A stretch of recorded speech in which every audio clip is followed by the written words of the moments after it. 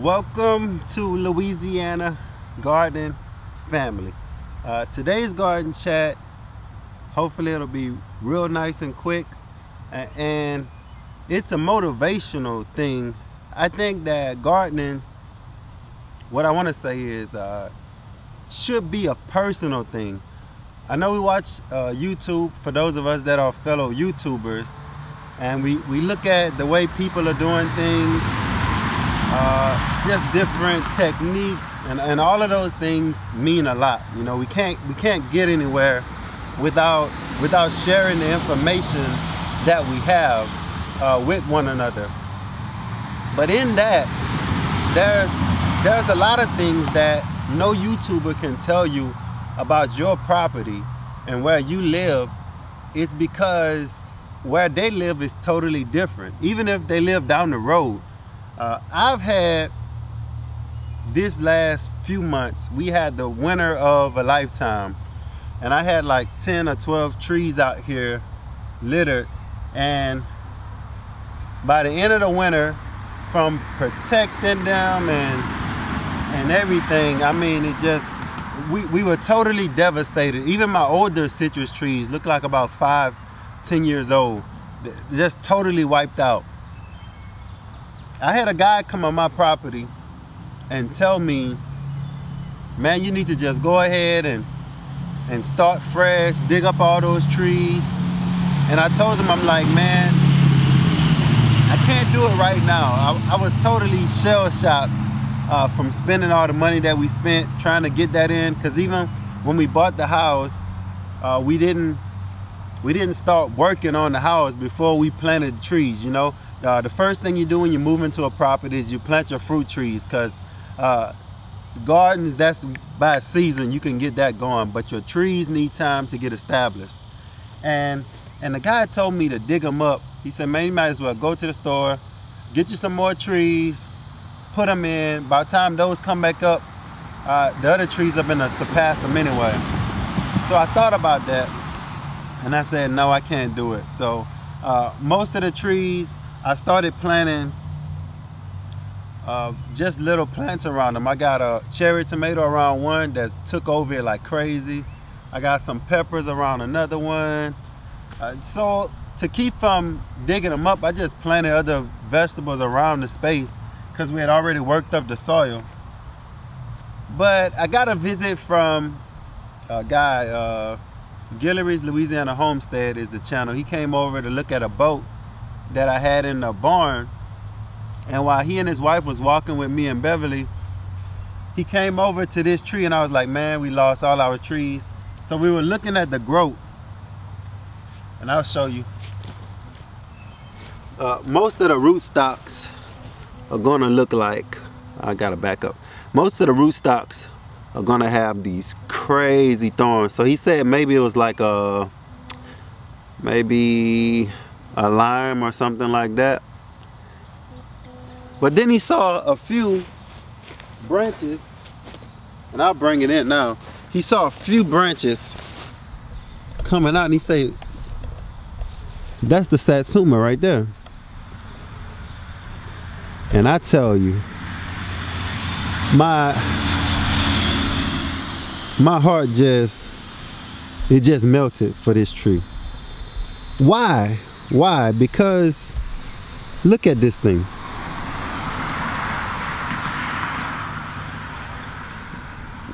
All the way down to that rootstock coming out, and I still have some. I'll show you. I still have some that I need to cut off.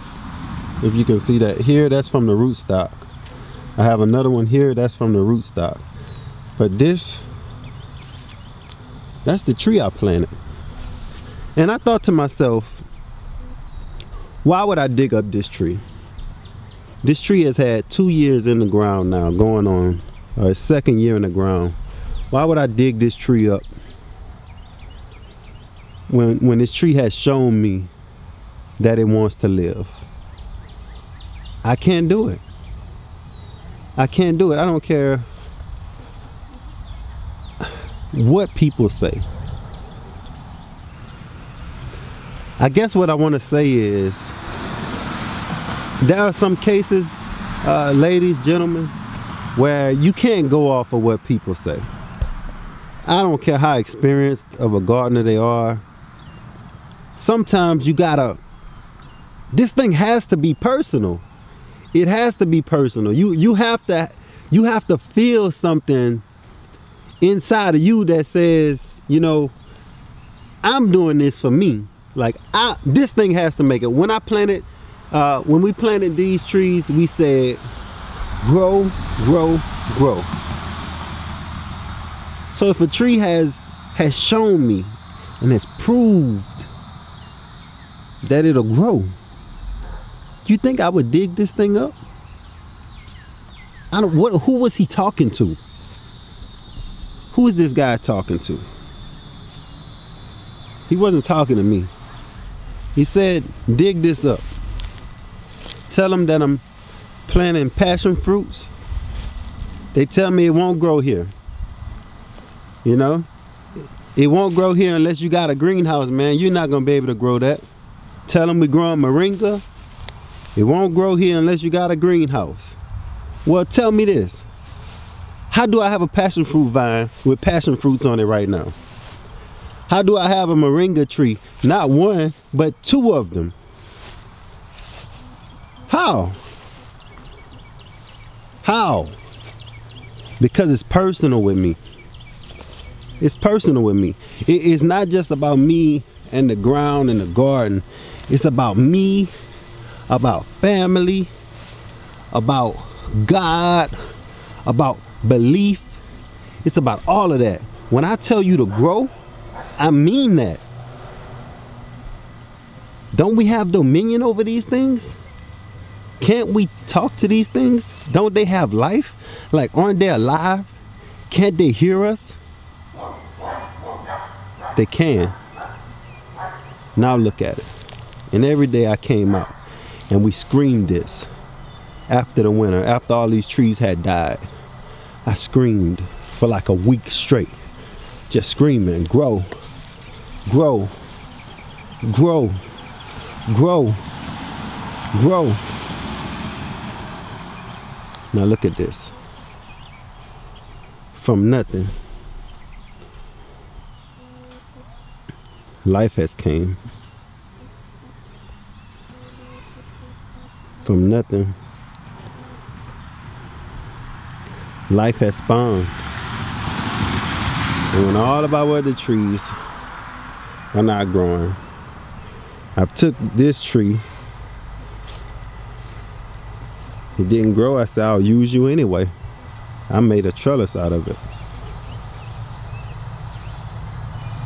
Look at that.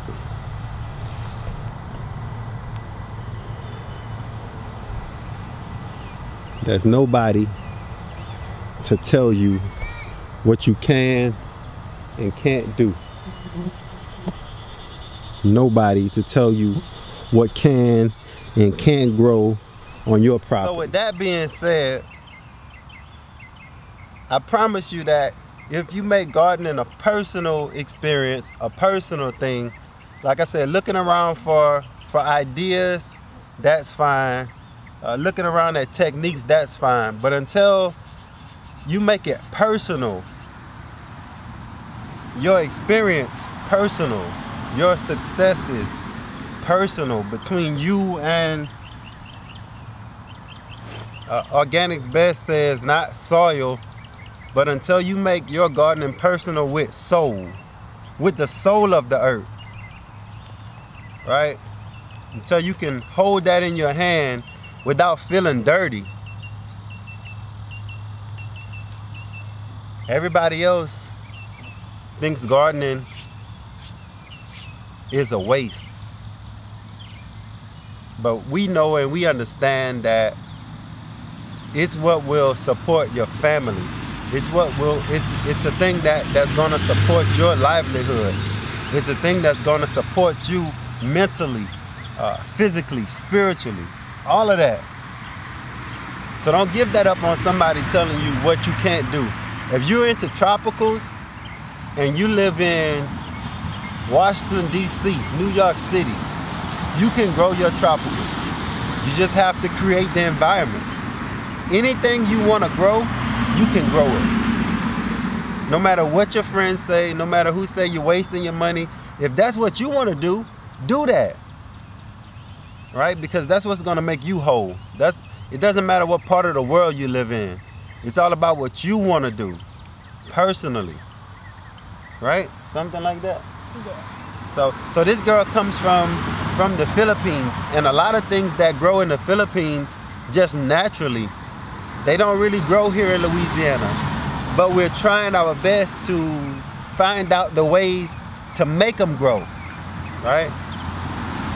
And I found out that above all, the best way to make your plants grow, better than fertilizer, better than Epsom salt, better than, I don't care, synthetic or organic fertilizer, is just to tell them to grow. Expect them to grow, right? And will them to grow, grow, grow. Peace.